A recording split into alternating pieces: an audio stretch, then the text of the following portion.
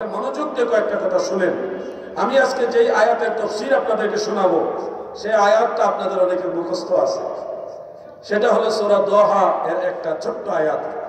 আল্লাহ তাআলা বলেছেন ওয়াওয়াজাদাকা দাল্লান ফাহাদা। ছোট্ট একটা আয়াত আপনাদের অনেকের মুখস্থ আছে না? এটার অনুবাদ আপনারা লক্ষ্য করলে দেখবেন অনেকে অনেকভাবে করে থাকেন। ওয়াওয়াজাদাকা দাল্লান, আমি আপনাকে পথ হারা অবস্থায় পেয়েছি, ফাহাদা অথবা পথ প্রদর্শন করেছি। কিন্তু আমরা যারা আহলে সুন্নাত ওয়াল জামাতের অনুসারী আমরা এই অর্থ নেই না, আমরা ভিন্নভাবে এটার অর্থ করি। কারণ আল্লাহর নবীগণ কখনোই পথ হারা ছিল না। আল্লাহর নবী যারা, তারা তো আগের থেকেই নবী হওয়ার ব্যাপারে সিলেক্টেড। আপনি ইবাদত করে আমল করে কোনোদিন নবী হতে পারবেন না, কেউ পারবে না। পৃথিবীর সমস্ত আউলিয়ারা এক পাল্লায় রাখলে আল্লাহর নবীগণের পায়ের ধুলা মুবারকের সমানও হতে পারবে না। সেখানে আমাদের নবী কখনো পথ হারা ছিল, গুমরা বা পথভ্রষ্ট ছিল, এই ধরনের চিন্তা আমরা করি না, করতেও পারবো না, করার সুযোগও নেই। সূরা নজমের মধ্যে আল্লাহ তাআলা বলেছেন ওয়ান নাজমি ইযা হাওয়া মা দাল্লা সাহিবুকুম ওয়া মা গাওয়া। নজমের কসম করে আমার আল্লাহ বলেন মা দাল্লা সাহিবুকুম ওয়া মা গাওয়া, তোমাদের সাহেব মানে আমাদের নবীজি মা দল্লা পথভ্রষ্ট ছিল না, পথ হারা ছিল না। কখনোই আমার নবীকে পথ হারা ভাবাও যাবে না। আল আম্বিয়াউ মাসুমুন, সমস্ত নবীগণ নিষ্পাপ, তাদের কোনো ভুল তো থাকার দূরের কথা, কোনো গুনাহ ভুল কোন নবীর নাই, তিনারা নিষ্পাপ মাসুম। এটা আহলে সুন্নাত ওয়াল জামাতের আকীদা। নবী রাসূলদের কোনো ভুলও নাই, বলতে পারবেন না যে নবীরা ভুল করছে, বলা যাবে না। শারহু ফিকহিল আকবরের মধ্যে এটা স্পষ্ট উল্লেখ, আকায়েদের কিতাব শারহু ফিকহিল আকবরের মধ্যে পরিষ্কার উল্লেখ নবীদের ভুল আছে, এটাও বলা যাবে না। তাহলে বলবেন আদম নবী কি ভুল করে নেই? না, ওটা ভুল বলা যাবে না। ওটা কি তাহলে? আদম আলাইহিস সালাম যে গন্ধম খেলেন, এটা তাহলে কি? আদম নবী ভুল করেছে বলা যাবে না, ইউনূস নবী ভুল করেছে বলা যাবে না, নবীদের সম্মান হানি হয় এমন কথা বলা যাবে না। তাহলে আদম নবী যে গন্ধম খেলেন এটা কি ভুল নয়? না, এটা ভুল বলা যাবে না, এটা খেলাফে আওলা বলা হবে, উত্তমতার বর্জন, কিন্তু ভুল না। মূসা নবী আর আদম নবীর মাঝে একটা তর্ক হয়েছিল, আপনারা নিশ্চয়ই হাদিস শরীফটা পড়েছেন। মূসা নবী হযরত আদম নবীকে বলেছিল, হে আবুল বাশার, বাবা আদম, আপনার সেই গন্ধম খাওয়ার এই ঘটনার কারণে আজকে দুনিয়াতে আমাদের সবার এই অবস্থা আসা লাগলো, এত ঘটনা। আদম নবী আদম নবী জবাবে বলল, আমি যদি সে গন্ধম না খাইতাম তাহলে তুমি মূসা নবী ওই দুনিয়াতে আসার সুযোগ পাইতা না। জিতে গেল আদম নবী, সুবহানাল্লাহ বলেন। আদম আলাইহিস সালামের গন্ধম খাওয়ার এই ঘটনাটাকে বলতে হবে খেলাফে আওলা, উত্তমতার বর্জন, কিন্তু ভুল বলা যাবে না। কেন ভুল বলা যাবে না? আল্লাহ তাআলা আদম নবীকে বানাইছে জমিনের জন্য। ইন্নী জাইলুন ফিল আরদে খলিফা, আদম নবীকে বানাইবার আগে ফেরেশতাদেরকে বলেছিলেন কি? জমিনের জন্য আমি খলিফা বানাবো, জমিনের জন্য, ফিল আরদে। তাহলে উদ্দেশ্য হলো আমার আল্লাহর আদম নবীকে জমিনে পাঠাবে। তাহলে এটার হাকিকত হলো আল্লাহর ইচ্ছা। হাকিকত কি? আল্লাহর ইচ্ছা। আদম নবী সেটা বাস্তবায়ন করেছে। আপনার অবস্থান থেকে এটা বলতেই পারবেন না যে আদম নবী ভুল করছে, বলতে হবে উনি খেলাফে আওলা করেছে, এটা সর্বোচ্চ শব্দ চয়ন। প্রিয় ভাই আমার, সুন্নি মুসলমান যারা, তারা নবী রাসূলদের সম্মানের ব্যাপারে খুব সতর্ক থাকে। আমি আরেকটা বিষয় বলি, আমাদের নবী ভুল করেছেন এটা কেন বলা যাবে না? একটা ওয়াজ আছে, মিশকাত শরীফে হুজুর পড়ান, হয়তো নিশ্চয়ই ক্লাসে পড়ান, এবং এটা সহিহ বুখারীতে আছে, নাসাঈতেও আছে, যে প্রিয় নবীজি নামাজ পড়াতে গিয়ে 4 রাকাত বিশিষ্ট নামাজ, কিন্তু 3 রাকাতে নবীজি সালাম ফিরিয়ে ফেলেছে। হাদিসটা নিশ্চয়ই আপনারা পড়ান, এই মাদ্রাসাতে পড়ায়, কিতাবুস সালাতের মধ্যে সাহু সিজদার যে অধ্যায়টার মধ্যে আছে। আল্লাহর হাবিব 4 রাকাত বিশিষ্ট ফরজ নামাজের ইমামতি করছেন, 3 রাকাত পরে আল্লাহর নবী সালাম ফিরিয়ে ফেলেছেন।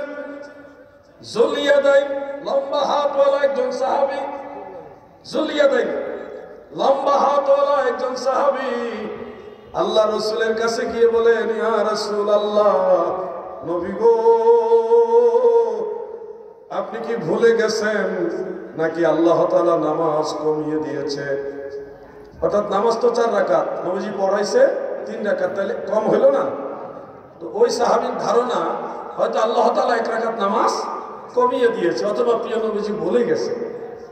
এই কথাটাই আল্লাহ রাসূল সাল্লাল্লাহু আলাইহি ওয়াসাল্লামকে গিয়ে প্রশ্ন আকারে জিজ্ঞাসা করলেন, ইয়া রাসূলুল্লাহ, আপনি কি ভুলে গেছেন নাকি আল্লাহ তাআলা 1 রাকাত নামাজ কমিয়ে দিয়েছে? প্রিয় নবীজি জবাবে বললেন, লাম আনসা ওয়া লাম তাকসু, আমি ভুলিনি এবং নামাজও কমানো হয়নি। ক্লিয়ার কথা, ওমা ইয়ানতিকু আনিল হাওয়া ইন হুয়া ইল্লা ওয়াহয়ুন ইউহা।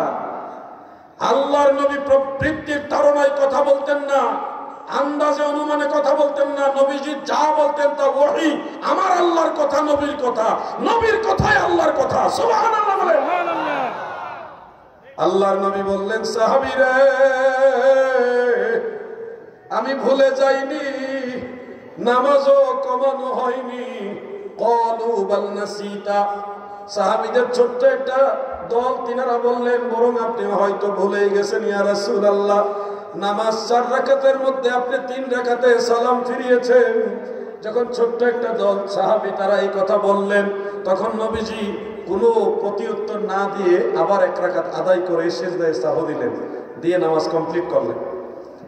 এই হাদিস শরীফটা বয়ান করার সময় আমাদের অনেকের ধারণা থাকে নবীজিও হয়তো ভুল করেছেন। নাউজুবিল্লাহ, এটাকে ভুল বলা যাবে না গো দাদু, ভুল বলা যাবে না। কেন বলা যাবে না? নবীজির ভুল হয় না, ভুলেন না, এই সার্টিফিকেট দিয়েছে স্বয়ং আল্লাহ। সানুকরিউকা ফালা তানসা ইল্লা মা শাআল্লাহ। তিনি ভুলেন না, আল্লাহ বলতেছেন ফালা তানসা, তিনি ভুলেন না, ইল্লা, তবে মা শাআল্লাহ, যেটা আল্লাহ চান ওটা ছাড়া। তার মানে নবীজির মধ্য থেকে যেই ঘটনাটা আপনার আমার কাছে মনে হবে ভুল, এটা নবীজির ভুল নয়, এটা আমার আল্লাহর ইচ্ছা। সুবহানাল্লাহ বলেন। এটা কার ইচ্ছা? আল্লাহর ইচ্ছা, বাস্তবায়ন করেছে নবীজি। প্রশ্ন হতে পারে আপনাদের যে আল্লাহ এরকম ইচ্ছা কেন করলেন? আমাদের কল্যাণের জন্য করেছেন। আমরা নামাজে ভুল করলে এই ভুলটা কিভাবে সংশোধন করব, সিজদায়ে সাহুজে দেওয়ার মাসআলাটা নবীজি শিখাইবেন। এই শিক্ষা দেওয়ার জন্য আল্লাহ তাআলার ইচ্ছায় নবী করিম সাল্লাল্লাহু আলাইহি ওয়াসাল্লাম 3 রাকাতে সালাম ফিরাইয়া এই ঘটনায় প্রেক্ষাপট তৈরি করে পরে 1 রাকাত পরিপূর্ণ আদায় করে সিজদায়ে সাহু উম্মতকে শিখাইয়া দিলেন। সুবহানাল্লাহ। অতএব এখানে নবীজির ভুল বলা যাবে। আমরা যা দেখি তার উপরেই ফাইনাল ডিসিশন নয়, এর পিছনেও হাকিকত আছে।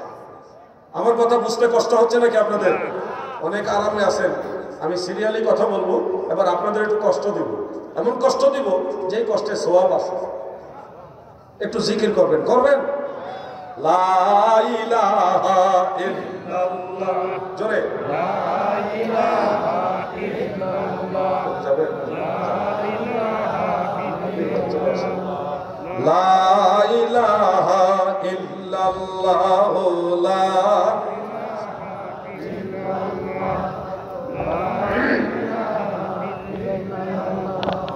লা ইলাহা ইল্লাল্লাহ মুহাম্মাদুর রাসূলুল্লাহ সাল্লাল্লাহু আলাইহি ওয়াসাল্লাম।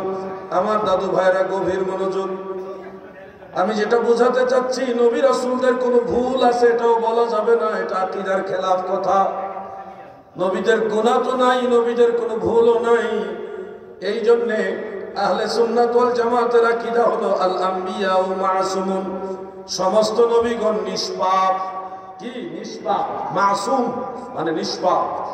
প্রিয় ভাইরা, এই জন্য ওয়াওয়াজাদাকা দাল্লান ফাহাদা, এই আয়াত থেকে দল্লান শব্দ দ্বারা নবীজি পথভ্রষ্ট বা পথ হারা ছিলেন, এটা কখনো কল্পনাও করা যাবে, নবীদের বেলায় চিন্তা করা যাবে না। বরং এই আয়াত যদি আমরা পথভ্রষ্টতা বা পথ হারা অর্থ নিই, তাহলে আরেক আয়াতের বিরুদ্ধে চলে যাচ্ছে। মা দল্লা সাহিবুকুম, ওই আয়াতের বিরুদ্ধে চলে যাচ্ছে। কোরআন কি কোরআনের বিরুদ্ধে নাকি? কখনোই না। এখানে আমাদের বোঝার ব্যাপার স্যাপার আছে। এই দলান বা দলালুন এই শব্দটার অনেকগুলো অর্থ আছে। সেই সবগুলো অর্থ আপনাকে খুঁজে দেখতে হবে কোন অর্থটা এই প্রেক্ষাপটের সাথে ম্যাচিং হয়। সেইখানে আপনাকে যে অর্থটা এই প্রেক্ষাপটের সাথে সবচেয়ে বেশি সামঞ্জস্যপূর্ণ সেই শব্দটা, সেই অর্থটা আপনাকে এখানে সেট করতে হবে। আমি তাফসীরে কুরতুবী শরীফের মধ্যে দেখেছি, বহুবার দেখেছি। নিশ্চয়ই মাদ্রাসাতে তাফসীরে কুরতুবী রয়েছে। ইমাম কুরতুবী 671 হিজরিতে ইন্তেকাল, অনেক প্রাচীন কিতাব এটা, তাফসীরে কুরতুবী। সেই কিতাবের মধ্যে দলান শব্দের একটা অর্থ নিয়েছেন, ওয়াজাদাকা দলান আই মুহিব্বান লিল্লাহ। সুবহানাল্লাহ বলে, মুহিব্বান লিল্লাহ। এই অর্থটা আছে সূরা ইউসুফ থেকে। ইউসুফ আলাইহিস সালাম যখন মিশরে চলে গেলেন, তিনার আব্বা হযরতে ইয়াকুব আলাইহিস সালাম ইউসুফ নবীর জন্য কাঁদতে কাঁদতে কাঁদতে কাঁদতে ওনার চোখের জ্যোতি প্রায় হারিয়ে ফেলেছিলেন, অন্ধ হয়ে গেছিলেন। এই কথাটাকে ইউসুফ নবীর অন্যান্য ভাইয়েরা যেভাবে বলেছে, ওই কথাটা আল্লাহ কোরআনে উল্লেখ করেছেন, ইন্না আবানা লাফি দালালিন মুবিন। নিশ্চয় আমাদের পিতা সুস্পষ্ট দলাল হয়ে গেছে। এই দলাল দ্বারা গুমরাহি বোঝায়নি, এই দলাল দ্বারা বোঝাইছে আমাদের বাবা ইয়াকুব নবী ইউসুফ নবীর প্রেমে বিভোর হয়ে গেছে, প্রেমাস্পদ হয়ে গেছে, প্রেমে বিভোর হয়ে গেছে। আপনি যদি এই অর্থটা তাফসীরে কুরতুবীর আলোকে, তাফসীরে মাযহারি তো এই অর্থটা নেওয়া আছে, তাফসীরে মাযহারি কাজী সানাউল্লাহ পানিপতি রাহমাতুল্লাহ আলাইহি তাফসীরে, সেখানে এই অর্থটা যদি সেট করে তাহলে কি হয়? ওয়াজাদাকা দাল্লান আই মুহিব্বান লিল্লাহ। আমি আপনাকে আল্লাহর জন্য মহব্বতে বিভোর অবস্থায় পেয়েছি, ফাহাদা, অথবা আপনার মাধ্যমে জগৎবাসীকে হেদায়েত করেছি। সুবহানাল্লাহ বলেন। তাহলে আপনি মিলান হেরা গুহার ধ্যান আমার নবীজি করেছে কিনা? হেরা গুহার মধ্যে নবীজি ধ্যান করেছেন, আল্লাহর ধ্যানে মশগুল ছিলেন, আল্লাহর প্রেমে বিভোর ছিলেন। এরপর আল্লাহ কুরআন নাজিল করে দুনিয়ার মানুষকে হেদায়েতের রাস্তা দেখাইছেন। কথা ঠিক কিনা বলে? ওই বাস্তবতার সাথে ওয়াজাদাকা দাল্লান ফাহাদা, এই আয়াতের অর্থটা আপনি মিল করেন, তাহলে দেখবেন শানে নবুয়ত, শানে রিসালাতের সম্মানের সাথে একেবারে খাপে খাপ মিলে যায়। নবী গুমরা ছিল, পথহারা ছিল, এই ধরনের চিন্তার মাথায় আসবে না। শুনুন, আমার কথাগুলি বুঝতে তো কারো কষ্ট হচ্ছে না নাকি? আমার ওয়াজ অনেকের সাথে মিলবে না, আর অনেকেই ওয়াজ যেটা করে ওই রাজনীতির ওয়াজ অনেকেই বেশি করে। আমি কোনো দলের বিরুদ্ধে কখনো কোনো রাজনৈতিক আলোচনা করি না। আমার কথা হলো আল্লাহর কথা বলবো, নবীর কথা বলবো, ইসলামের কথা বলবো, মানুষকে দুইটা আমল শিখাবো যেন আখেরাতে তারা নাজাত পায়। আমি এই দলের ওয়াজ করবো, ওই দলের বিরুদ্ধে, এগুলো আমি পছন্দ করি না, আমি করি না। প্রচলিত রাজনীতি যে যেখান থেকে করা সেটা তার ব্যক্তিগতভাবে করবে, কিন্তু আমার দায়িত্ব হলো আল্লাহ এবং আল্লাহ রসুলের কথাগুলি আপনাদের শোনায় দেওয়া। এতে কি আপনারা খুশি না বেজার? কোনো ফিতনা ফাসাদ আমি পছন্দ করি না। একটা মাসআলা আপনাদেরকে বলবো, বগুড়াতে এই মাসআলাটা বলা প্রয়োজন। এই মাসআলাটা আমার মনে পড়েছে ওই আয়াত তেলাওয়াতের সময়, লা তারফাউ আসওয়াতাকুম ফাওকা সাউতিন নবী। এই যে আয়াতটা তিলাওয়াত যখন করি তখন আমার একটা স্মরণে পড়েছে যে একটা মাসআলা বলা দরকার। যে রাসূল করিম সাল্লাল্লাহু আলাইহি ওয়াসাল্লামের পিছনে সাহাবায়ে কেরাম নামাজ পড়তেন, তিনারা কি তাহলে বুলন্দ আওয়াজে, উঁচু আওয়াজে আমিন বলতেন কিনা? যদি ওনারা বুলন্দ আওয়াজে আমিন বলে থাকে তাহলে তো সবার আওয়াজ একসাথে মিলে নবীজির আওয়াজের চেয়ে বড় হয়ে যাচ্ছে, বড় হয়ে যাচ্ছে না? কিন্তু আল্লাহর আদেশ কি? লা তারফাউ আসওয়াতাকুম ফাওকা সাউতিন নবী। তোমরা কেউ আমার নবীর কণ্ঠস্বরের চেয়ে তোমাদের কণ্ঠের আওয়াজ উঁচু করবে না। কোরআনের আয়াত একদিকে রেখে আরেকদিকে যদি আমরা এরকম ভাবি যে নবীজি আমিন বলছেন, ধরে নিলাম নবীজি বড় করি বা জোরে আওয়াজ করে আমিন বলেছেন, সেই নিরিখে সব সাহাবারা আমিন বলেছেন, তাহলে সমস্ত সাহাবীদের আওয়াজ তো নবীজির আওয়াজের চেয়ে বড় হয়ে যাবে, কোরআনের খেলাফ হয়ে যাচ্ছে না? এইখানে সে ইমাম আযম আবু হানিফা রাহমাতুল্লাহ আলাইহি, উনি কত বড় ইমাম ছিলেন দেখেন। উনি প্রত্যেকটা মাসআলা শুধুমাত্র হাদিসের উপরই দেন নাই, ওই হাদিসের পাশাপাশি এই হাদিসটা কোনটা গ্রহণ করব, পক্ষে হাদিস বিপক্ষে হাদিস যখন দুই ধরনের তিন ধরনের হাদিস পাওয়া যায়, তখন উনি কোরআনের আয়াতে কোন আয়াত সূক্ষ্মভাবে দেখেছে, কোরআনের আয়াতে কোন জিনিসটা সমর্থন করে। কোরআন এবং সুন্নাহ দুইটাকে একসাথে করে ইমামে আজম ফয়সালা দিতেন। মারহাবা বলে। আমি গত কয়েক মাস আগে ইমামে আজম আবু হানিফা রাহমাতুল্লাহ আলাইহির মাজার জিয়ারত করে আসছি ইরাকের বাগদাদে। মন জড়িয়ে অনেক সময় নিয়ে জিয়ারত করেছি। আমরা মাজার জিয়ারত পছন্দ করি, জিয়ারত সুন্নাত। মাজারে গিয়ে সেজদা দেওয়া যাবে না, মাজারওয়ালার কাছে চাওয়া যাবে না, কিন্তু মাজারে গিয়ে জিয়ারত করা যাবে, মাজারওয়ালার উসিলা দিয়ে আল্লাহর কাছে চাওয়া যাবে। ইমামে আজম আবু হানিফা রাহমাতুল্লাহ আলাইহি বলেছেন, আমিনের আওয়াজ হবে ছোট করে, নিচু আওয়াজে। ইমাম সাহেব যখন পড়বে গায়রিল মাগদুবি আলাইহিম ওয়ালাদ-দাল্লিন, তখন আমিন বলতে হবে ধীরে ছোট করে। আমিন বলা না বলা নিয়ে ঝগড়া নেই, মানে আমিন কিন্তু সবাই বলে, কেউ জোরে বলে কেউ আস্তে বলে, আমিন নিয়ে ঝগড়া নেই, আমিন সবাই বলে, জোরে না আস্তে এটা নিয়ে হলো ঝগড়া। ঝগড়া করা উচিত না।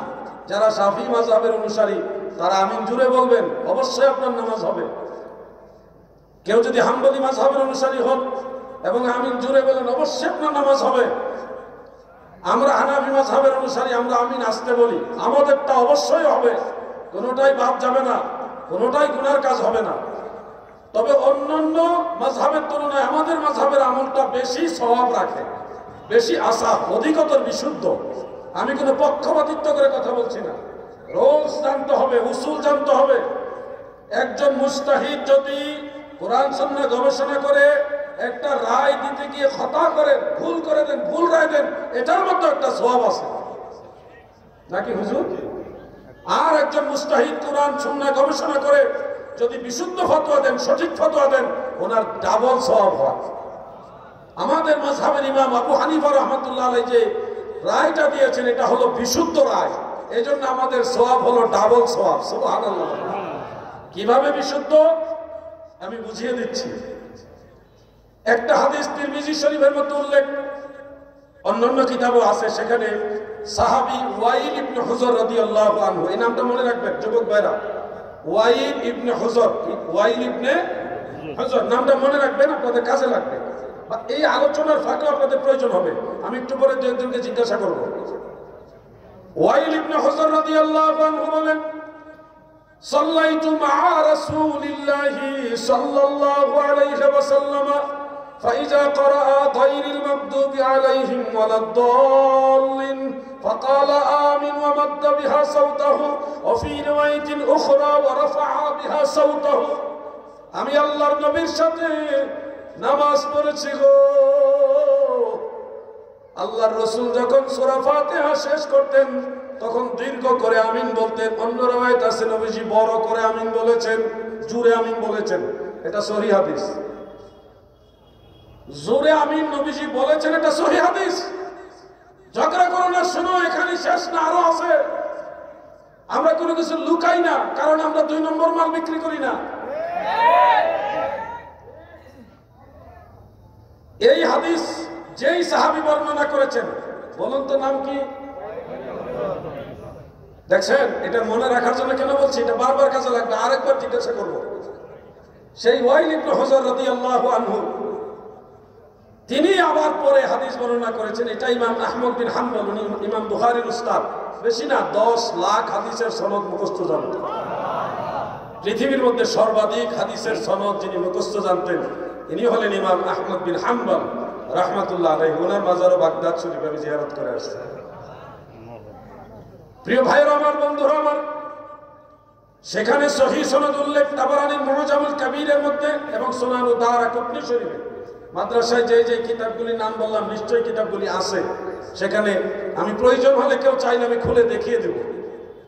সহিহ সনদ উল্লেখ, ওই একই সাহাবী বলতেছে আমি আমার দয়াল নবীজির সাথে নামাজ পড়েছি, যখন নবীজি গায়রিল মাগদুবি আলাইহিম ওয়ালাদ-দাল্লিন পাঠ করতেন ফাকালা আমিন ওয়া খাফাদা বিহা সাওতাহু, নবীজি সূরা ফাতিহার পরে নিচু স্বরে আস্তে করে আমিন বলতেন, মানে জোরে বলতেন না, আস্তে বলতেন। তাহলে একজন সাহাবীর বর্ণনা হয়ে গেল দুই রকম। সাহাবীর নাম কি? নামটা মনে রাখবেন। একজন সাহাবীর বর্ণনা হয়ে গেল দুই রকম। একবার বললেন নবীজি জোরে আমিন বলেছে, আবার আরেকবার বলতেছে প্রিয় নবীজি আস্তে আমিন বলেছে। দুই রকম হলো কেন? সাহাবী কি মিথ্যা কথা বলেছে? নাউজুবিল্লাহ, সাহাবীরা কখনোই মিথ্যাবাদী নয়। প্রেক্ষাপটটা জানার জন্য শারহু মুশকিলিল আসার এবং হেদায়াত শারা ফাতহুল কাদির, অন্যান্য যে নাসরুর রায়া, সেই কিতাব ইমাম ফখরুদ্দিন জাইলানী রাহমাতুল্লাহ আলাইহি তিনি এই প্রেক্ষাপটটা তুলে ধরেছেন। এই ওয়াইল ইবনে হুজর ছিলেন ইয়ামান দেশের রাজার ছেলে, রাজপুত্র, যাকে প্রিন্স বলা হয়।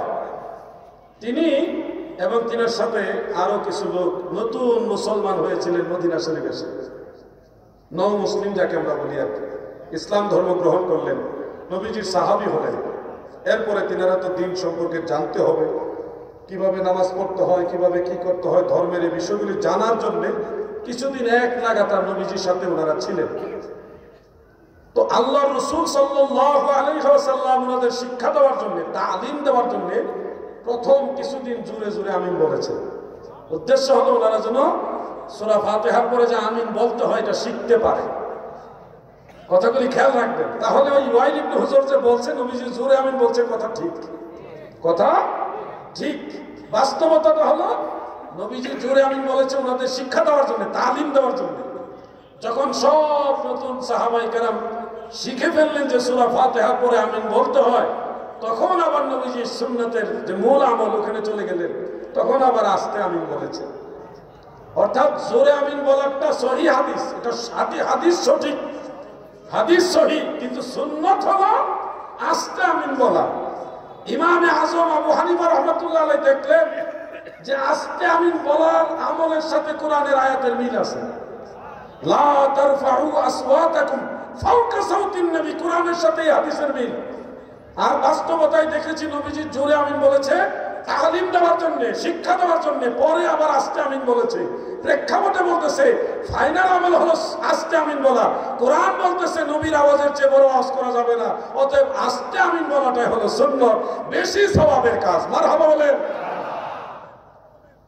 আমরা কখনোই বলি না যে শাফি হাম্বলি মাযহাবের ওনারা জোরে আমিন বলে ওনাদের নামাজ হবে না, আমরা কখনোই এটা বলি না, অবশ্যই নামাজ হবে।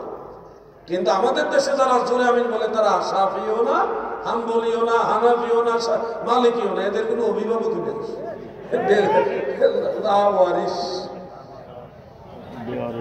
ওনার তো কোনো ইমামই মানে না। আমাদের এলাকায় একজন নতুন শায়েখ ওয়াজ করছিলেন, কোন ইমাম মানা যাবে না, মাযহাব মানা যাবে না, কোন পীর মানা যাবে না, কোন তরিকা মানা যাবে না, সরাসরি কোরআন মানতে হবে, সহিহ হাদিস মানতে হবে। ওয়াজ সুন্দর। এক যুবক দাঁড়ায় বলতেছে, ঠিক হুজুর, শায়েখ আপনি ঠিক বলেছেন, আমরা সরাসরি কোরআন মানবো, সরাসরি সহিহ হাদিস মানবো, কোন মাযহাব, ইমাম, তরিকা, পীর কাউকে মানবো না, আমরা আপনাকেও মানবো না। তখন উনি বলতেছে আমাকে কেন মানবেন না, আমি তো সহিহ হাদিসের কথাই বলি। যুবক উত্তরে বলল, ইমাম আবু হানিফার মতো এত বড় ইমাম, ইমাম আহমদ বিন হাম্বলের মতো এত বড় ইমাম, ইমাম শাফির মতো এত বড় ইমাম, ইমাম মালিক ইবনে আনাস, এত বড় বড় ইমামরা, বড় বড় হুজুররা ওই সহিহ হাদিসের কথা বলার পরেও তাদেরকে মানা যাবে না। আপনি তো হিসাবই করেন না, আমরা তো ছোট হুজুরও না, আমরা তারও আগে মানতাম না। এই হলো আমাদের অবস্থা। ইমাম না মানলে, আচ্ছা আপনি ধরেন আপনার এটা অনেক বড় রোগ হয়েছে, ডেঙ্গু জ্বর হয়েছে, ডেঙ্গু জ্বর হয়েছে, এখন যদি আপনি ভ্যান চালান, ভ্যান চালানোকে আমি এনকার করছি না, এটা সম্মানিত পেশা, এটা একটা খেদমত, মানুষের সেবা, রুজি রোজগারের একটা মাধ্যম, কোনো পেশাকে ছোট করে দেখা যাবে না। আপনি ভ্যান চালক, আপনি যদি বলেন ডেঙ্গু হয়েছে তো কি হয়েছে, কোনো ডাক্তার লাগবে না, কোনো ফার্মেসি লাগবে না, কোনো হাসপাতাল লাগবে না, আমি চিকিৎসা করব, তাহলে রোগী বাঁচার সম্ভাবনা বেশি না মরবে? মরার সম্ভাবনা বেশি। কিন্তু একজন ডাক্তারের প্রয়োজন, তখন আপনাকে হসপিটালে যেতে হবে কিংবা ডাক্তারের সহযোগিতা নিতে হবে। হ্যাঁ, আপনি যদি বলেন আমি কোন ইমাম মাযহাব মানব না, আমি সরাসরি কোরআন পড়বো, সরাসরি হাদিস পড়ে আমি সরাসরি আমল করবো, কোনো তরিকা লাগবে না, তা আপনার কথাটা হবে এরকম যে আমি কোনো ডাক্তারের প্রেসক্রিপশন ফলো করবো না, কোনো ডাক্তার মানবো না, কোনো হসপিটালও যাব না, আমি নিজেই হসপিটালের যে ফার্মেসি আছে, ফার্মেসি থেকে যে ওষুধ ভালো লাগে ওইটা নিয়ে ওষুধে আমি রোগের চিকিৎসা করবো, আমি সুস্থ হয়ে যাবো। সুস্থ অসম্ভব।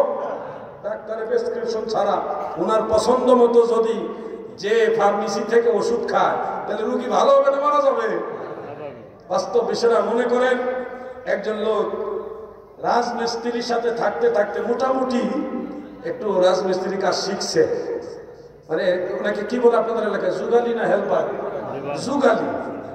একজন যুগালি যদি বলে আমি 10 তলা বিল্ডিং বানাবো, কোন ইঞ্জিনিয়ার লাগবে না, কোন রাজমিস্ত্রি লাগবে না, কোন নকশা লাগবে না, আমি নিজেই বানাবো, একটা ইটের উপরে সিমেন্ট দিয়ে আরেকটা ইট দিলেই তো বিল্ডিং হয়, আমি বানাবো, তাহলে বিল্ডিং হবে না, বিল্ডিং এর নিচে পড়ে সে মরবে। আপনাকে অবশ্যই ইঞ্জিনিয়ারের সহযোগিতা নিতে হবে। প্রত্যেকটা সাবজেক্টে একজন যোগ্যতা সম্পন্ন ব্যক্তির অনুসরণ করা প্রত্যেকেরই উচিত। নিজে পণ্ডিতি করে জীবনে যে গাড়ি চালাইছে না তাকে গাড়ি দিবেন, যে নিঃসন্দেহে খালের নিচে নিলে ট্রাকের নিচে যাবে। প্রত্যেকটা বিভাগে প্রত্যেকটা সেক্টরে যোগ্যতা সম্পন্ন লোকের অনুসরণ করতে হয়। নাকি আমার কথা বুঝতে কষ্ট হচ্ছে আপনাদের? মানুষ বিপদগামী, এরা মাযহাব মানতে চায় না, কয় মাযহাব মানবেন না ইসলাম মানবেন, মাযহাব আর ইসলামকে মুখোমুখি দাঁড় করা। আচ্ছা, আমি আপনাদের একটা প্রশ্ন করি, কষ্ট করে উত্তর দিবেন। আপনারা বুখারী শরীফ মানেন না হাদিস শরীফ মানেন?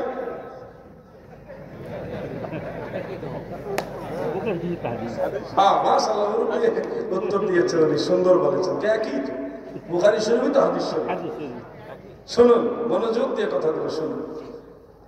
যারা ইসলাম এবং মাযহাবকে মুখোমুখি দাঁড় করিয়েছে, এদের উদ্দেশ্য ভালো না। বুখারী শরীফ মানেই হলো হাদিস শরীফ, আর হাদিস শরীফ এর একটা হলো বুখারী শরীফ। এটাই সেটাই ওটা।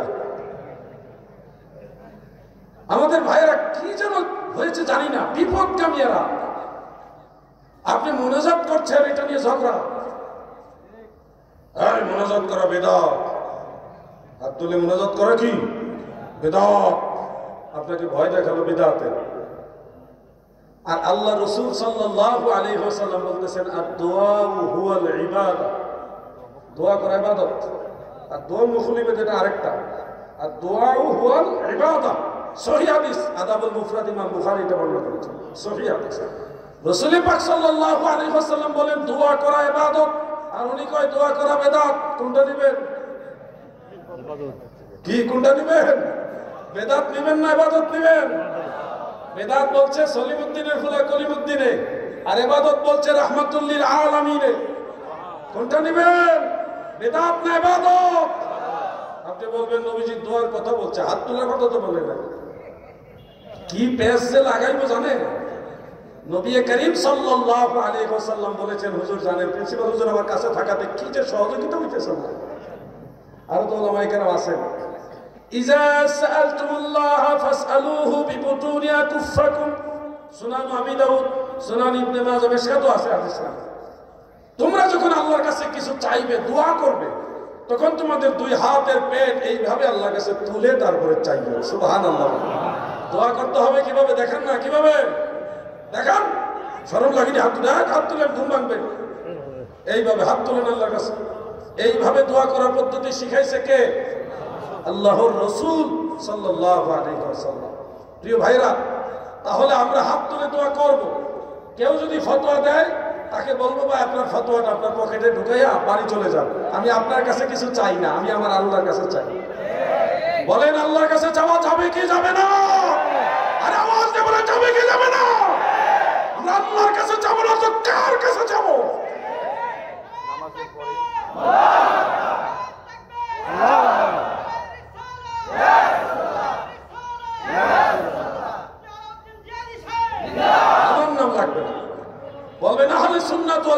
জিন্দাবাদ, এই স্লোগান বেশি দিবে। আমি আজকে আছি কালকে নাই, কিন্তু আহলে সুন্নাত ওয়াল জামাত থাকবে। আমরা নবীর দলে থাকতে রাজি আছি না নাই? এটা সবাই মিলে তাকবীর দেন, নারায়ে তাকবীর, আল্লাহু আকবার। এই ভাই আপনি মনে হয় দিছেন না, একবার আমার সামনে বসে ধরা খেয়ে গেছে। এবার দিবেন নিকন, এবার দিবেন। আরে লাস্ট, নারায়ে রিসালাত, আহলে সুন্নাত ওয়াল জামাত।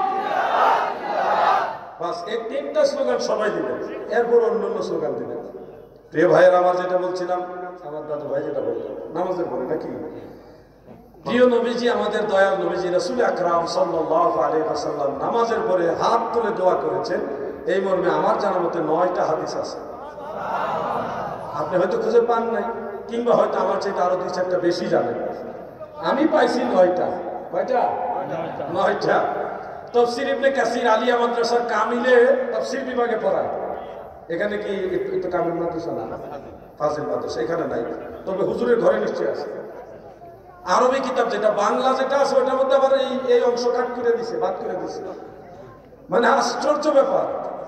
যুবক ভাই, আপনারা যে অ্যাপসে ঢুকবেন, অ্যাপসে ঢুকে পাবেন না, অ্যাপসে পাবেন না ভাই। কিন্তু মেইন যে আরবি কিতাব, যেটা জের জবর পেশ জজম তাসদীদ দেওয়া নাই, যেটা পড়ার যোগ্যতা অর্জন করতে হলে বেশি দিন না, মাত্র 12 বছর মাদ্রাসায় পড়া লাগে। এরপর আপনি এটা পড়তে পারবেন অর্থ সহকারে। তাফসীর ইবনে কাসির যিনি এটা লিখেছেন, উনি 1 লক্ষ হাদিস সনদ সহকারে মুখস্থ জানতেন। হাফিজুল হাদিস ইমাম ইমাদউদ্দিন ইবনে কাসির রাহমাতুল্লাহ আলাইহি, তিনি তাফসীর ইবনে আবি হাতিম, ওই কিতাবটা হলো আজ থেকে 1100 বছরের আগের কিতাব। বেশি দিন তো হয় নাই নাকি? ওই সময় আপনারা সবাই ছোট ছিলেন নাকি? সংগ্রামের আগের বছর, 1100 বছরের আগের কিতাব তাফসীর ইবনে আবি হাতিম। নিশ্চয়ই মাদ্রাসাতে কিতাবটা আছে, না থাকলেও যদি কারো ঘরে থাকে খুলে দেখবেন। সেখান থেকে কোট করে ইমাম ইবনে কাসির তাফসীর ইবনে কাসিরের সূরা নিসা, সূরা নিসায়ের 97, 98, 99, 100 এই 4টা আয়াতের তাফসীর করতে গিয়ে, একসাথে 4টা আয়াতের তাফসীর করছেন ধারাবাহিক করতে গিয়ে উনি 2টা হাদিস শরীফ উল্লেখ করেছেন। কয়টা? 2টা, সনদ সহিহ। عن أبي هريرة رضي الله تعالى عنه قال كان رسول الله صلى الله عليه وسلم رفع يديه بعدما سلم وهو مستقبل القبلة إلى آخر الحديث। حضرت আবু হুরায়রা বলেন, আমার দয়াল নবীজি ফরজ নামাজের পাশের হাদিস উল্লেখ, জোহরের নামাজ ছিল, এই নামাজটা জোহরের নামাজের সালাম ফিরাইবার পরে কিবলামুখী হয়ে রহমতের নবী 2 হাত তুলে দোয়া করেছে। বগুড়ার মুমিন মুসলমানদের কাছে আমার জিজ্ঞাসা, আল্লাহর নবী যেহেতু ফরজ সালাতের পরে হাত তুলে দোয়া করেছে, সেহেতু ফরজ নামাজের পরে হাত তুলে দোয়া করা জায়েজ না না জায়েজ? জবান খুলে বলেন, জায়েজ না না জায়েজ? আপনি যদি বলেন জায়েজ নাই, কষ্ট করে একটা জয়ী হাদিস দেন। আমার বেলা আপনি শর্ত দিবেন সহিহ হাদিস লাগবে, আপনি নাজায়েজ বলে দিবেন, আপনার বেলায় জয়ী হাদিসও নাই। কিতাবুল আন্দাজ দিয়ে বলে দিচ্ছেন বিদআত, এক আতঙ্ক।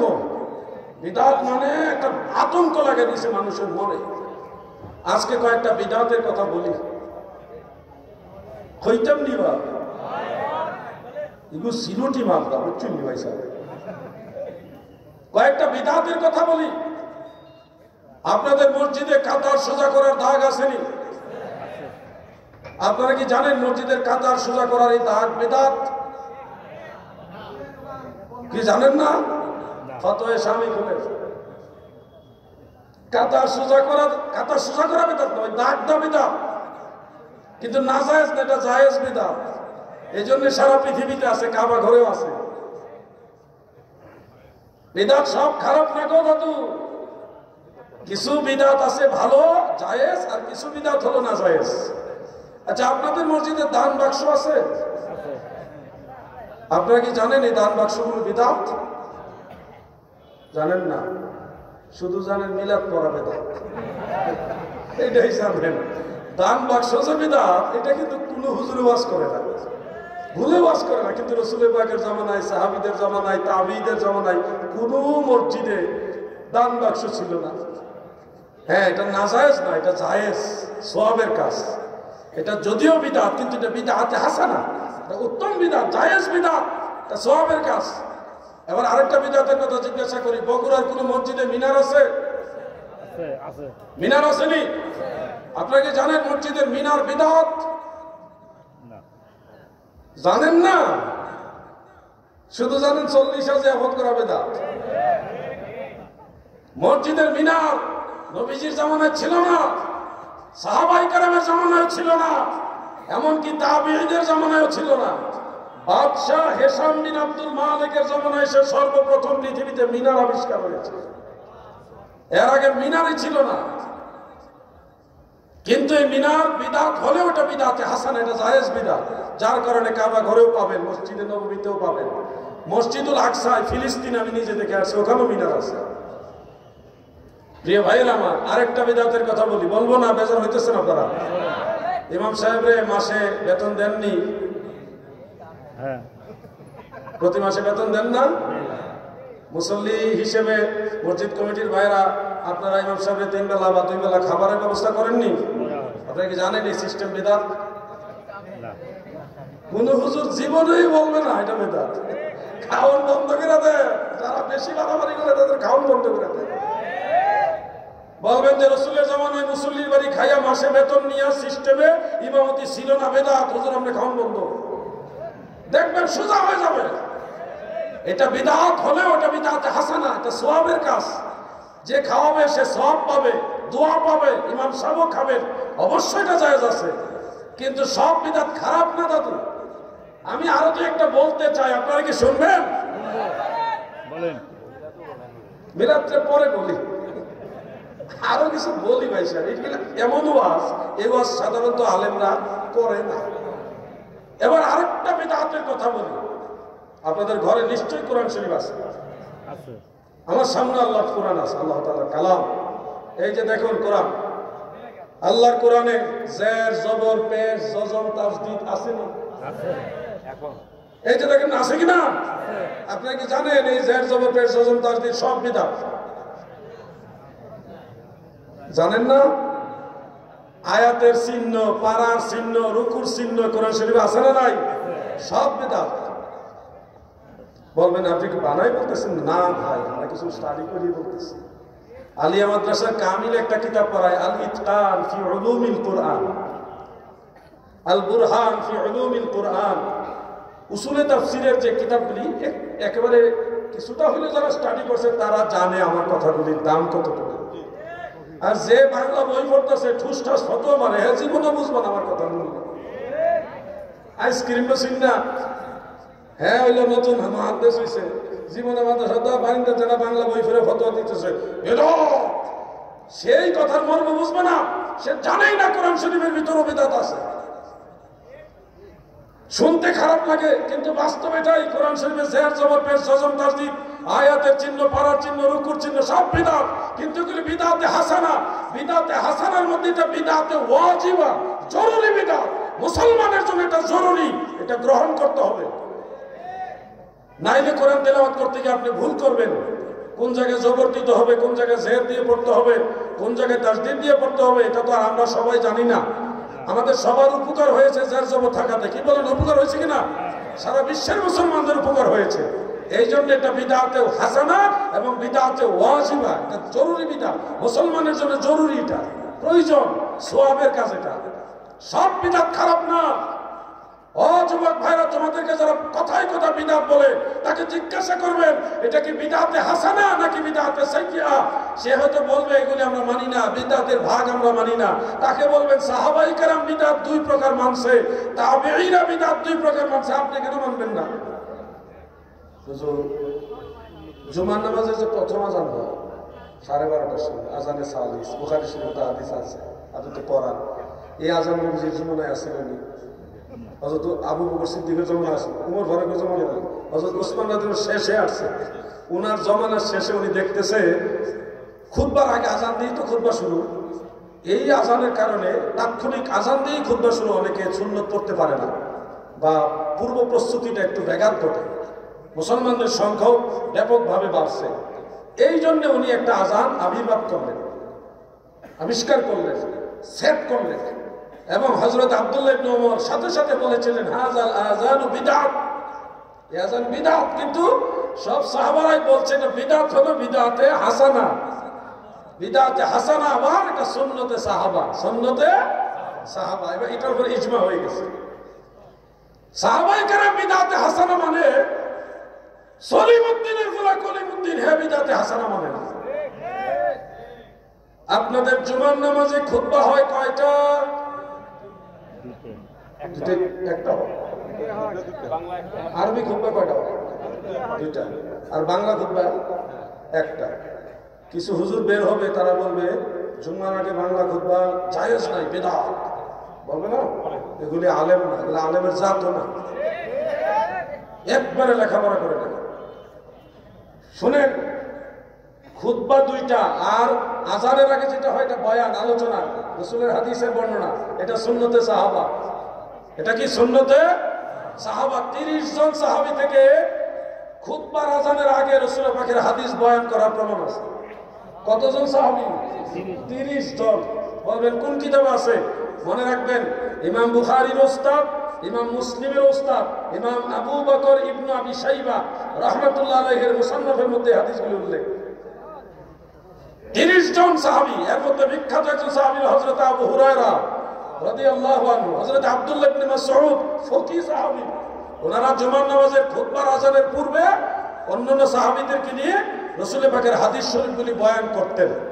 যখন আজান হতো তখন ওনারা চুপ হয়ে যেতেন, আজানের জবাব দিতেন। এই মর্মে 30 জন এর বেশি পরিমাণ সাহাবী থেকে আমল রয়েছে। কিন্তু আমাদের দেশের ভাইরা স্টাডি না করে, রিসার্চ না করে, গবেষণা না করে পাইকারি ফতোয়া ছাপড়ে দিতেছে জুমার আজানের আগে বাংলা বয়ান করা যাবে না, বিদআত। জুমার নামাজের আজানের সানি আজান যেটাকে আমরা বলি, খুতবার আজানের পরে দুইটা খুতবা, এই খুতবার সানি খুতবা যেটা, সেকেন্ড খুতবা যেটা, ওটার মধ্যে দুইটা বিদআত আছে। কয়টা বিদআত? টেনশনে পড়ে গেছেন নাকি? মনে হইতেছে টেনশনে আছে যে হুজুর এই বিদআতের লিস্টি যে বাইর করতেছে, ডরাইতেছেন না আপনারা? ডরের কিছু নাই, না জায়েজ না, আমি যেগুলি বলতেছি সেগুলি সবই জায়েজ। সানি খুতবায় দুইটা বিদআত। একটা হলো ইন্নাল্লাহা ইয়া'মুরুকুম বিল আদলি ওয়াল ইহসান ওয়া ইতা'i যিল কুরবা ওয়া ইয়ানহা আনিল ফাহশাই ওয়াল মুনকার ওয়াল বাগই। এই যে আয়াতে কারিমাটা সানি খুতবার মধ্যে সেট করা হয়েছে, এটা নবীজির যুগে ছিল না, 4 খলিফার জামানাও ছিল না, হযরত ওমর ইবনে আব্দুল আজিজ রাহমাতুল্লাহ আলাইহির জামানায় গিয়ে এটা সেট করা হয়েছে। সবাই উলামায়ে কেরাম জানে এটা বিদআত, কিন্তু বিদআতে হাসানা। এটা কি? বিদআতে হাসানা। দ্বিতীয় বিদআতটা হলো সানি খুতবার মধ্যে আছে হযরত আবু বকর সিদ্দিক, হযরত ওমর ফারুক, হযরত উসমান যুন নূরাইন, হযরত শের খুদা মাওলা আলী, হযরত ইমাম হাসান, হযরত ইমাম হুসাইন, হযরত খাতুনে জান্নাত ফাতিমাতুজ জাহরা, হযরত আব্বাস, হযরত আমির হামজা রাদিয়াল্লাহু আনহুম। ওনাদের নামগুলি আছে কিনা? এই নামগুলি মেনশন করে সানি খুতবা যে বলা হয়, আপনারা কি জানেন এগুলি বিদআত? জানেন না, শুধু জানেন কি মুনাজাত করা বিদআত। এগুলি বিদআত। রাসূলের জামানায় 4 খলিফা, ইমাম হাসান হুসাইন বা অন্য তার যাদের নাম আছে ওনাদের নাম খুতবার মধ্যে ছিল না, ওনারা তো তখন খলিফাই হয় নাই। একজনের পর একজন খলিফা হয়েছে, 4 জন খলিফা শেষ হয়েছে, তারপর ইমাম হাসান রাদিয়াল্লাহু আনহু এসেছে, তারপরে আমির মুআবিয়া রাদিয়াল্লাহু আনহু আসছে, তারপরে গিয়ে ইয়াজিদে জোর করে নিয়ে গেছে। এই যে খেলাফতের ধারাবাহিকতা, খলিফারা তো নবীর জামানায় খলিফাই হয়নি, তাহলে ওনাদের নাম খলিফা হিসেবে সানি খুতবায় আসবে কিভাবে? এটা পরে যুগ হয়েছে তাবিঈদের জামানায়। তো যুগ হলে এটা বিদআত, হলে এটা বিদআতে হাসানা, এটা বিদআতে মানদুবা, এটা সওয়াবের কাজ। বগুড়ার মুসলমান, আপনাদের জানতে হবে বিদআতের ভয় দেখিয়ে যারা মানুষের আমলগুলি নষ্ট করে দিচ্ছে, তারা আসলে আলেম না, এরা মানুষের আমল নষ্ট করে নেওয়ালা, এরা ইবলিসের দূষর।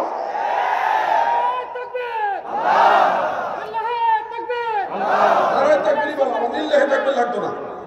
লালা নারায় তাকবীর বলা, কোরআন না বলা। আমাদেরকে অনেকে প্রশ্ন করেছে, আপনারা যে আল্লাহ আল্লাহ জিকির করেন, এইভাবে কি সাহাবারা জিকির করছে? আপনি যে আল্লাহকে ডাকতেছেন, এটা প্রশ্ন করছে। আপনি যে আল্লাহ আল্লাহ বলতেছেন, এইভাবে কি সাহাবীরা জিকির করেছে?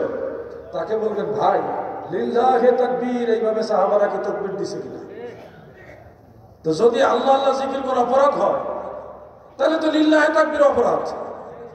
আর লিল্লাহে তাকবীর জায়েজ হলে আল্লাহ আল্লাহ জিকিরও জায়েজ। নিজের বেলায় জায়েজ, আর আমগো বেলায় না জায়েজ। আমরা আল্লাহরে ডাকলেও বিপদ, আমরা আল্লাহকে ডাকলেও কি বিপদ। আমি বেশি লম্বা সময় নিচ্ছি না, আপনাদের বিরক্তির কারণ হতে চাচ্ছি না। 10 মিনিট সময় চাই আপনাদের কাছে। 10 মিনিট থাকবেন নি? থাকবেন নি? তাহলে সবাই মিলে একটু জিকির করেন, ব্যাটারিটা চার্জ দিয়ে লোন। 10 মিনিটের জন্য তো চার্জ লাগবো। ইসমে জাত আল্লাহ আল্লাহ আল্লাহ আল্লাহ আল্লাহ আল্লাহ আল্লাহ আল্লাহু আল্লাহ আল্লাহু আল্লাহ আল্লাহ আল্লাহ আল্লাহ। জিকির করো না, আমরা কি ভয় পাবো না জিকির করতে?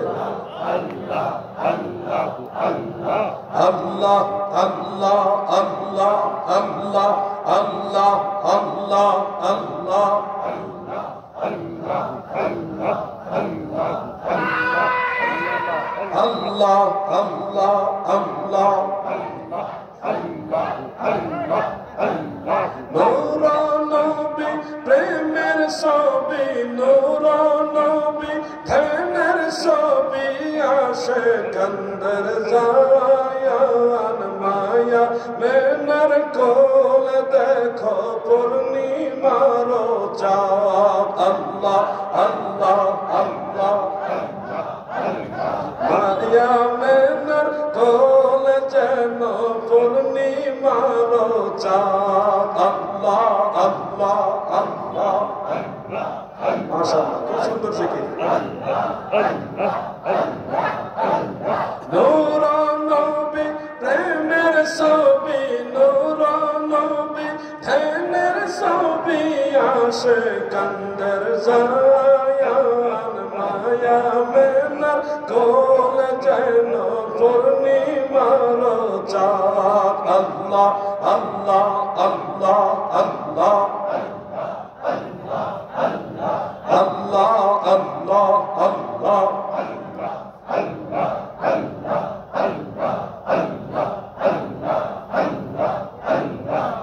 সুন্দর মাশাআল্লাহ।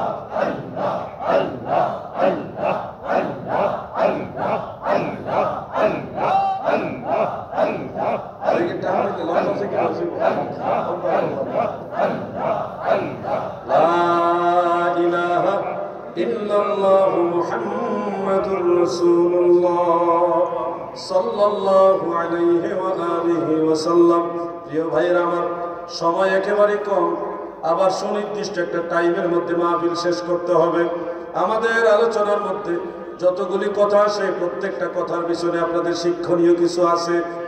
ধর্মীয় কোনো না কোনো বিষয় আপনাদের শিক্ষা দিব, কোনো বিদ্যের শিক্ষা দিব না, কোনো গালাগালি করি না, কারো ওপর অ্যাটাক করে কথা বলি না, সবাইকে সম্মান দিয়ে কথা বলার চেষ্টা করি। তবে সঠিক জিনিসটা আমাদের সবাইকে জানতে হবে, হবে কিনা? সঠিক জিনিসটা জানতে হবে কিনা ভাই? এখন 10 মিনিট যে টাইম নিলাম, এই 10 মিনিটে আমি, যদি এই বিষয়টা আজকে আলোচনা করার ইচ্ছা ছিল না, তবে আমার দাদু ভাই যেহেতু মঞ্চের মধ্যে বলছেন, এই জন্য এই আলোচনাটা আমি নিচ্ছি যে মিলাদ নিয়ে 2টা কথা। এই জন্য আমি কথাটা আপনাদের সামনে নিয়ে আসছি। মিলাদ কি? আমরা কিন্তু মিলাদের নাম শুনলে অনেকেই বেজার হই যে মিলাদ বেদাত। শুনুন, অনেকেরই প্রশ্ন যে মিলাদ কখন থেকে আবিষ্কার হয়েছে? মিলাদ কি 604 হিজরিতে আবিষ্কার হয়েছে? এরকম প্রশ্ন অনেকে করে। অথবা সাহাবীদের জামানায়, রাসূল করিম সাল্লাল্লাহু আলাইহি ওয়াসাল্লামের জামানায় কি মিলাদ ছিল? এই ধরনের প্রশ্ন কিন্তু আসে। নেগেটিভ নেবেন না, আমি কারো বিরুদ্ধে বলছি না, আমি বিষয়টা আপনাদের সামনে বোঝানোর চেষ্টা করছি, কারো বিরোধিতা করার জন্য আলোচনা করছি না। মনে রাখবেন, মিলাদ জিনিসটা কি আগে ওটা আপনারা বুঝেন। মিলাদুন, এটা মিফআলুনের ওজনে মিলাদুন, ইসমে আলা, ইসমে আলা, কিন্তু বাবের ওজনে গর্দানের ওজনে গিয়ে যদিও ইসমে আলা, কিন্তু এটা উরফান হলো ইসমে জরফ। অনেক শব্দ আছে ওজনে গিয়ে হয় একটা, উরফ হয়েছে আরেকটা। যেমন মসজিদ, আপনাদের এলাকায় মসজিদ আছে না? অরিজিনালি মসজিদ নয়, শব্দটা হলো মাসজাদ, ইসমে জরফ। মাসজাদ কিন্তু সারা পৃথিবীতে প্রসিদ্ধ হয়েছে মসজিদ। মসজিদ শব্দটা কিন্তু ইসমে জরফ না। ঠিক তেমনি ভাবে মিলাদ শব্দটা ওজনের মিলাইলে হয় ইসমে আলা, কিন্তু উরফান হয়েছে ইসমে জরফ। জরফ দুই প্রকার। ছাত্ররা বলো, জরফ কয় প্রকার? আমরা কই, আমরা ছাত্রদের টেস্ট করি। বলো জরফ দুই প্রকার কি কি? মাশাআল্লাহ, বলেন মারহাবা। হুজুর, আপনাদের পরিশ্রম সার্থক। ইসমে জরফ দুই প্রকার, একটা হলো জরফে জামান আর একটা হলো জরফে মাকান। মিলাদ শব্দটা জরফে জামানের অর্থে আমার দয়াল নবীজি, সাহাবায়ে কেরাম, আইম্মায়ে কেরাম ব্যবহার করেছেন। যেমন তিরমিজি শরীফে বাবু মা জাআ ফি মিলাদিন নবী সাল্লাল্লাহু আলাইহি ওয়াসাল্লাম, এই বাবের মধ্যে মিলাদ শব্দটা এসেছে এবং এই বাবের আন্ডারে একটা হাদিস রয়েছে। একজন সাহাবী, আনা আকদামু মিনহু ফিল মিলাদ, এই মিলাদ শব্দটা ওই সাহাবী জন্মের সময় সম্পর্ককে মিন করে বলেছেন। অতএব মিলাদ শব্দটা হলো ইসমে জরফ এবং জরফে জামান। জরফে জামান, এই কথাগুলি সবার বোঝার দরকার নেই, যারা বুঝার তারা বুঝলেই হবে। এবার ব্যাখ্যামূলক অর্থ কি? মিলাদ শব্দের ব্যাখ্যামূলক অর্থ কি?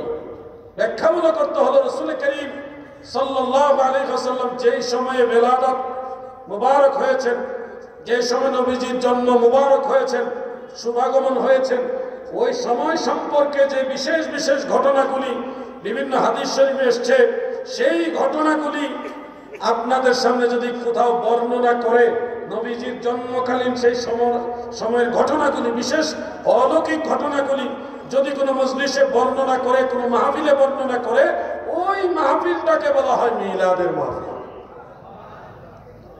আর পৃথিবীর সমস্ত ইমামরা একমত। আমি কয়েকজনের নাম বলি, আমার জানা মতো 140 জন ইমাম আছে। ইমাম বুখারীর জমানা থেকে 1200 হিজরি পর্যন্ত 140 জন ইমাম যারা মিলাদের উপরে কিতাব লিখে গেছেন। মারহাবা বলেন। আমাদের অনেক ভাইরা বলেন 604 হিজরিতে মিলাদ আবিষ্কার হয়েছে। ভাই আমার, আপনাকে আরো স্টাডি করতে হবে। 604 হিজরিতে ইরবিলের বাদশাহ বা আরবিল শহরের বাদশাহ, আরবিলটা হলো ইরাকের মুসুলে পড়েছে, আমি ওখানে গিয়ে আসছি, সময় পাইছি, সুযোগ পাইছি, যাওয়াতে আর মিস নাই। যাদের মাধ্যমে গেছি তারা তো ওখানে নিবেন, আমি নিজের খরচে চলে গেছি। $500 লাগছে, একটা গাড়ি ভাড়া করছি। $500 ভাড়া করিয়া ওইখানে আমি আলাদা করে গেছি আমার সাথে আরেকজন সাথে নিয়ে মুসুলে। সেখানে আমি গেছি আরবিল শহরে। সেখানে নবী হযরত ইউনূস আলাইহিস সালামের মাজার আছে এবং হযরত শীস আলাইহিস সালামের মাজার, যেই নদীতে, যেই বড় নদী একটা, ওখানে যে মাছে খেয়ে ফেলছিল ইউনূস নবীকে, ওই নদীও দেখে আসছি আলহামদুলিল্লাহ। প্রিয় ভাইয়েরা আমার, ইরাকের আরবিল শহর বা ইরবিল শহরে বাদশাহ মুজাফফরউদ্দিন কাউকাবারি, তিনি রাষ্ট্রীয়ভাবে, রাষ্ট্রীয় আয়োজনে 604 হিজরিতে হাফিজুল হাদিস ইমাম আবুল খাত্তাব ইবনে দাহিয়া রাহমাতুল্লাহ আলাইহির উপস্থিতিতে, অন্যান্য অসংখ্য উলামায়ে কেরামের উপস্থিতিতে রাষ্ট্রীয় পর্যায়ে মিলাদুন নবী করেছিলেন সর্বপ্রথম। কিন্তু এর আগেও মিলাদ ছিল ভাই আমার, রাষ্ট্রীয় পর্যায়ে এমন ভাবে মিলাদের আগে ছিল না। রাষ্ট্রীয় পর্যায়ে সর্বপ্রথম শুরু হয়েছে 604 হিজরিতে। এর পূর্বেও মিলাদ ছিল, তার প্রমাণ এমনিতেই বোঝা যায়। ইমাম বুখারী রাহমাতুল্লাহ আলাইহি যেই সময় জন্ম হয় নাই, ওই সময় মিলাদের পক্ষে কিতাব ছিল। আমার কাছে আছে কিতাবগুলি, আমার কাছে আছে, অনেক কষ্ট করে সংগ্রহ করেছি, জীবনে আর কিছু পারিনি, কিন্তু সারা ওয়ার্ল্ডের দুর্লভ দুষ্প্রাপ্য কিতাবগুলি আমি সংগ্রহ করে নিয়ে আসছি আলহামদুলিল্লাহ। আমার জীবনে সবচেয়ে বড় ইনভেস্ট হলো কিতাবের তো। এমন কিতাব আমার কাছে আছে আপনারা জীবনের নামও শোনেন না, আলহামদুলিল্লাহ। এটা এমন না যে এটা আলাদা কিছু, বড় বড় আলেমরা জানে। আপনারা হয়তো অনেকে বলবেন যে এই কিতাবের নাম শুনছি না। তো যাই হোক, আমি যেটা বলতে চাই, মিলাদের আলোচনা যেই মজলিসে হয়, এই মজলিসটাকে বলা হয় মিলাদ মাহফিল। আর এই ধরনের মজলিস খোদ আল্লাহর নবী নিজেই করেছেন। একটা হাদিস আমি বলবো, ওলামায়ে কেরাম নিশ্চয় আপনাদের জানা আছে, আর আপনাদের মধ্যে যাদের জানা নাই হাদিসটা নোট করে রাখবেন। হাসান সনদের হাদিস, এটা সহিহ না আবার জয়ীফ না, হাসান সনদের হাদিস। হাসান মূলত সহিহরই একটা প্রকার। এই হাদিসটা ইমাম তাবারানীর মুআজামুল কাবীরের প্রথম খণ্ডের 28 নম্বর হাদিস। কত নম্বর হাদিস? 28 নম্বর হাদিস। কিতাবটা যদি মাদ্রাসায় থাকে আজকে খুলে দেখবেন, খুঁজে না পেলে আমার কাছে নিয়ে আসতে পারেন। আমি মঞ্চে থাকাকালীনও যদি প্রথম খণ্ডটা নিয়ে আসেন, আমি খুলে সবার সামনে দেখাই দিতে পারবো ইনশাআল্লাহ। মুআজামুল কাবীর তাবারানী কিতাবটা বেশি দিন আগের না, 1100 বছরের আগের। কয়শো বছর আগের এই কিতাব যিনি লেখছে, উনি, আমি হিসাবটা করে লই, উনি হলো 310 বা 11 হিজরি, 360 হিজরিতে ওনার ইন্তেকাল। বর্তমানে 1446 না 45? 46।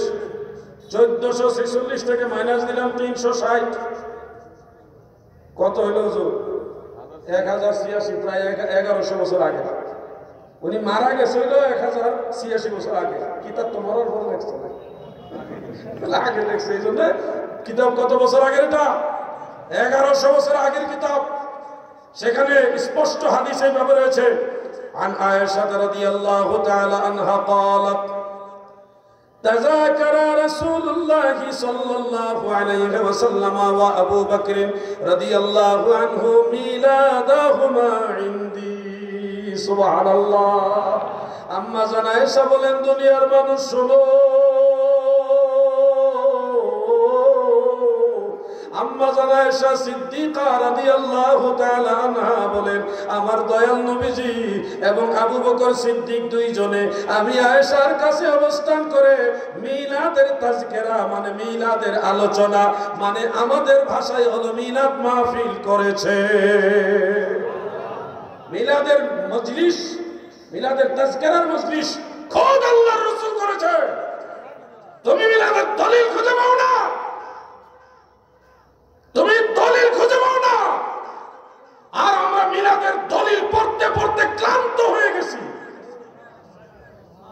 জীবনে এত কিতাব পড়েছি মিলাদকে নিয়ে, তুমি কোনোদিন কল্পনাও করতে পারবে না কত কিতাবে মিলাদের দলিল আছে। কল্পনাও করতে পারবে না। গালি দিতে পারবা, বিদআতি বলতে পারবা, কিন্তু তুমি জানো না পৃথিবীর সমস্ত ইমামরা মিলাদের পক্ষে। একজন ইমাম ছিল বিরুদ্ধে, ওনার নাম ছিল মালিকি মাযহাবের অনুসারী মাওলানা তাজউদ্দিন ফাকেহানি। উনি মিলাদের বিরুদ্ধে বই লিখছিল। উনি মিলাদের বিরুদ্ধে বই লেখছে কেন? এটা প্রতিবাদ করেছে ইমাম ইবনে হাজার আসকালানি, ইমাম জালালউদ্দিন সুয়ুতি। ওই জামানায় যত বড় বড় ইমাম হাফেজুল হাদিস, যারা 4 লাখ 6 লাখ হাদিসের সনদ মুখস্থ জানতেন, তারা রদ করে তাজউদ্দিন ফাকেহানিকে বাতিল ঘোষণা করে দিয়েছে। মারহাবা বলেন। পৃথিবীর কোন ইমাম মিলাদের বিরুদ্ধে নাই। তুমি বলছো মিলাদের দলিল পাই না, লেখাপড়া করতে হবে। যার বস্তায় যা হাত দিলে পাওয়া যায় তা। তুমি তো পড়োই না, তুমি আসো মাদ্রাসায় একটা বৈশুল্লাহ ভান্ডের রাস্তায় হয় মাহফিলের চান্দা কালেকশন করো, আর নাহলে বাড়ি বাড়ি ঘুরে সেরা চাউল ডাল আর তরকারি কালেকশন করো। তুমি কিতাব নিয়ে বই লিয়া না পড়তা? তোমার তো ধান্দা হইলো আরেকদিকে, তোমার ধান্দা তো কিতাবের দিকে না। মিলাদ আমরা কখনোই বলি না এটা ফরজ, আমরা বলি মুস্তাহাব। এটা কি? মুস্তাহাব, সওয়াবের কাজ। যাদের সম্ভব হয় মিলাদ পড়বেন। কেউ মিলাদ না পড়লে তার গুনাহ হবে না। পরিষ্কার কথা মনে রাখবেন, মিলাদ পড়লে সওয়াব হবে, এটা মুস্তাহাব। কিন্তু কেউ মিলাদ না পড়লে গুনাহ হবে না। আপনারা যদি মিলাদ না পড়েন আপনাদের মতো আপনারা থাকেন, কিন্তু যারা মিলাদ পড়ে তাদেরকে কটাক্ষ করবেন না। এই অ্যাটাক করাটা, কটাক্ষ করাটাই হলো ফিতনার কারণ। কথা বুঝতে পারছেন? কোন ভালো কাজের বিরুদ্ধে কথা বলার সুযোগ আছে? কেউ যদি মনে করেন জিহাদি ভাই মিলাদ জায়েজ, এটা নিয়ে আপনার সাথে আমি বসবো, তাহলে আপনাকে আমি গলাগুলি করে কুলাকুলি করে বুকের মধ্যে জড়াই ধরার সময় দিব। ঝগড়া করতে পারবো না ভাই, আমি মারামারি নাই। আপনি দলিল বুঝতে চান, আমি আপনাকে ভাই বলে বুকে জড়ায় ধরে কোন তবকার ফতোয়ার কিতাব লাগবে, কোন মুহাদ্দিসের রেফারেন্স লাগবে, কোন পর্যায়ের দলিল লাগবে, দলিল যা লাগবে আমি তা দিতে রাজি আছি। ঝগড়ার স্টাইলে না, ভালোবাসার স্টাইলে। ঝগড়া করতে পারবো না ভাই। আপনি দলিল জানতে চাইলে আমি ভাই হিসেবে আপনি আসেন, আমি বুকে জড়াই ধরে ভালোবাসা দিয়ে কিতাব দেখাবো।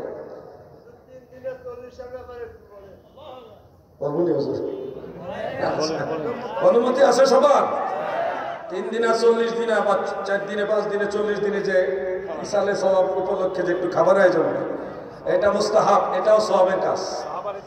এবং এই ধরনের অনুষ্ঠান খুব সাহাবাই কেরাম করেছে, আপনি খুঁজে পাচ্ছেন না।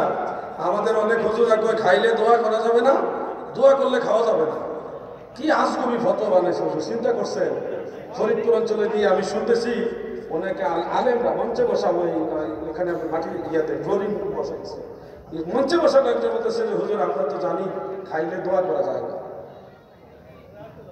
ওনারা বড় আলেম না হইলে এলাকার আলেম, তো মসজিদের বিভিন্ন মসজিদের ইমাম, তো ওনারা যখন বললো যে খাইলে দোয়া করা যাবে না, আমি আশ্চর্য হয়ে গেলাম। তো আপনি খাওয়াবে কি জন্যে? দোয়া করার জন্যই তো খাওয়াবে নাকি?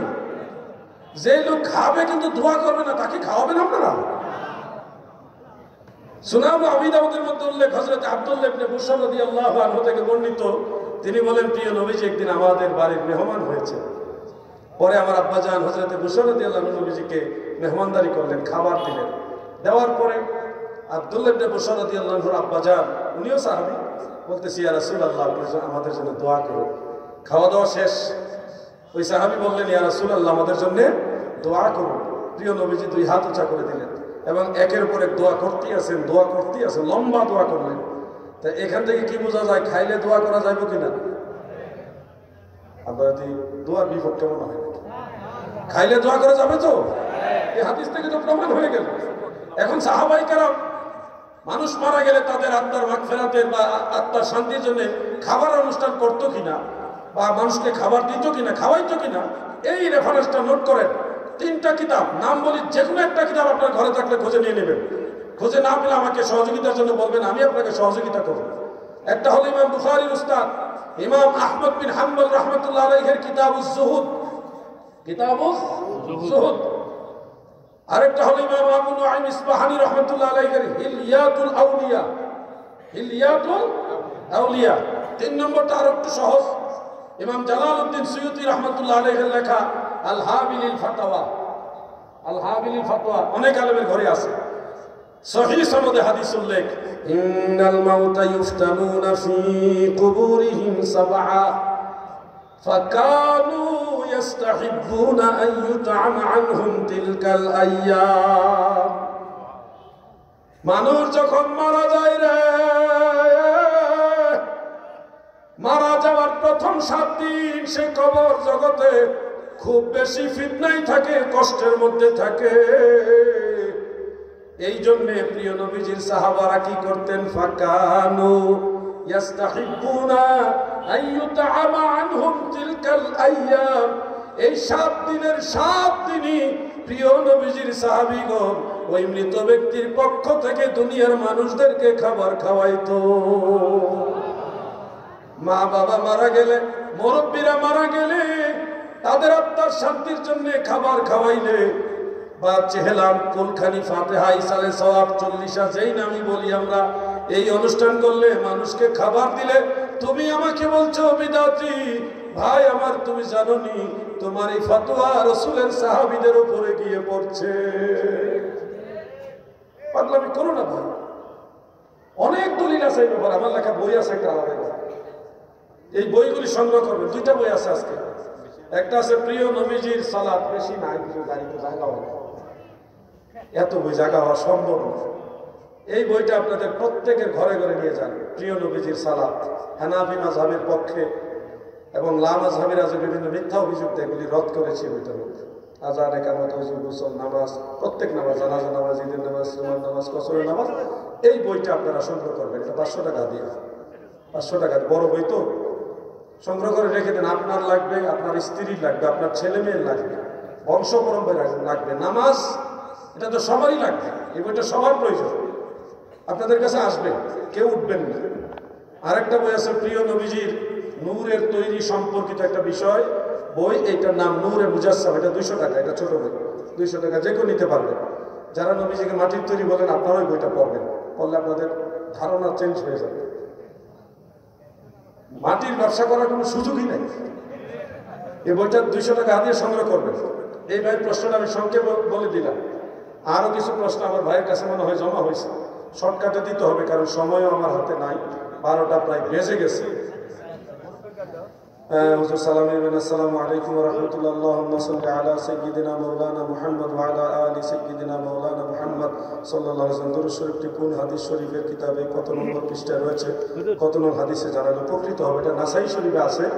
আপনি চাইলে আমি একটু সময় নিয়ে আমি ল্যাপটপে সার্চ দিয়ে বের করে দিব হাদিস নম্বরটা। সুনানু নাসাই, সুনানু নাসাই। তবে এখানে আপনাকে বলে রাখি যে মাওলানা শব্দটা, এই শব্দটা ওখানে নাই।